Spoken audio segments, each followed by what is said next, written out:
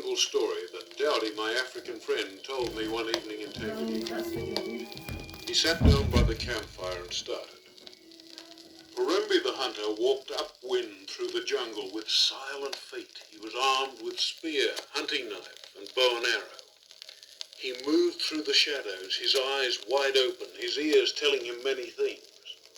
Abruptly he stopped. Tensely he gripped his spear, and then he spat with disgust. A zebra galloped out into the sunlight. Zebra meat is an insult to the pot that cooks it. Parembi was hunting Chewy the leopard, whose skin had great value in the marketplace, but whose fierceness and strength brought fear to the hearts of many. He moved up under the great umbrella-shaped thorn trees. The bright sunlight looked mottled and streaked and striped. Ahead something stirred high in a thorn tree. With arrow ready, he looked, and then he saw it was Twig the giraffe, gently nibbling the greenest shoots on the very top of the tree. With even greater care, the hunter moved on. This was Leopard's country. Then he saw one coming stealthily towards him. It was huge and had a wonderful skin. Parembi thought, here is great profit, but great danger. Twang went his sharpest arrow. He jumped behind a booyoo tree, came out the other side, spear in one hand, hunting knife in the other. He was tense, ready for a bitter fight. But slowly he relaxed. A smile came over his face, for his arrow had sped truly, and Chewy the leopard lay dead, its great muscles twitching. He started to skin the great jungle cat. Then he heard a noise. The hair on the back of his head stood up straight. He grabbed his spear, leapt to one side, ready to fight again. And there, not 6 feet away, was another leopard, the size of a kitten. Smiling, Parembi tied the littlest leopard he'd ever seen to a tree with a strip of thorn tree bark. Soon he walked triumphantly home, singing a hunting song. Leopard skin over one shoulder, little leopard over the other. As he came into the village, he cried for all to hear, I'm a hunter of skill. Have I not brought back 2 leopards with only 1 arrow? Seeing little leopard, the children shouted, oh, isn't it the sweetest little thing? See its tiny little claws, and how very small are its teeth and its eyes. Aren't they kind? The chief, braver than all the strongest, prayed. Then he children and saw he walked forward, spear raised. Let me kill it here and now. For little leopards become big leopards, and big leopards kill. No, great one, cried the children, no, don't. It's too small to do any harm every day on porridge. Promise? Nothing but... Yoh, said the great chief, but it's dangerous. But day after day, the children fed little leopard on porridge, and it grew, its teeth grew, its claws grew, its spots grew. But it had the kindest eyes ever seen in the jungle. It had no anger at the roughness of even the very small children. One day, however, to Parembi's house came the chief, in his hand his hunting knife. Out to meet him came little leopard, now half grown. The chief stepped back, his knife ready. But there were those that cried out, Great one, no! This is only our tame little leopard. Never was there a more gentle creature. But the chief shook his head.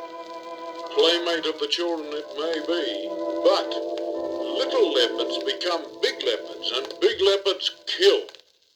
You're not our little leopard, said the hunter. Leopard purred deeply and wriggled in delight as he tickled it. It's perfectly safe. The chief said quietly, You've heard my wisdom. It's the nature of leopards to kill. But Parembi daily fed little leopard on porridge, and its teeth grew, its claws grew, its body grew, but its eyes were kind, even when 4 children rode upon its back. Yoh, said some people of the village, truly it's a great beast. But Parembi only laughed. There's no fierceness in it, although it is full grown. In these days it ate porridge in great quantity. Its teeth grew until they were longer than those which hung round the neck of Muganga the witch doctor. Its claws were stronger and sharper than the great wait-a-bit thorns of the jungle, but its eyes were the kindest in the whole jungle. Then one morning, the youngest child in the household scratched his knee. A great red drop trickled down his leg. Hearing him cry, Great Leopard ran down the track. His long tongue went out and licked the scratched leg. His eyes 1 second were browned and kindly, and then suddenly steeliness came into them. His great paw swept through the air. Wham! The terrified child rolled over and over, too frightened to scream. Little Leopard had become Big Leopard. He snarled. His sharp claws twitched. His eyes were cold, cruel, cunning. He walked into the hunter's house. Parembi was making new arrows. He saw the leopard's shadow. Clear out, he shouted. But Leopard sprang before the hunter could grab his spear. Little Leopard had become Big Leopard, and Big Leopard had killed. Through the village rang the alarm. Through the village rang the alarm. Through the village rang the alarm. Through the village rang the alarm. Through the village. People dashed to hide as the great fierce creature stalked among the houses bent on killing. To meet it came the chief. The leopard sprang. The fight was fierce, deadly. The chief was wounded in both his hands, his feet, and his side. But the leopard was dead.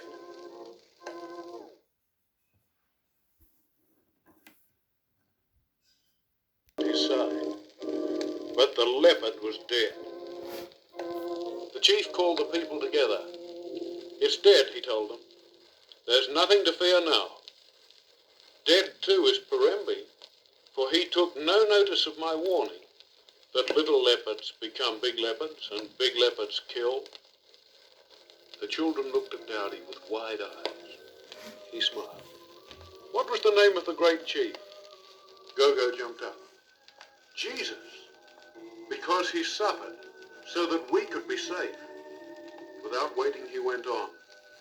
And the name of the leopard was Sin, for little sins become big sins, and sin always kills.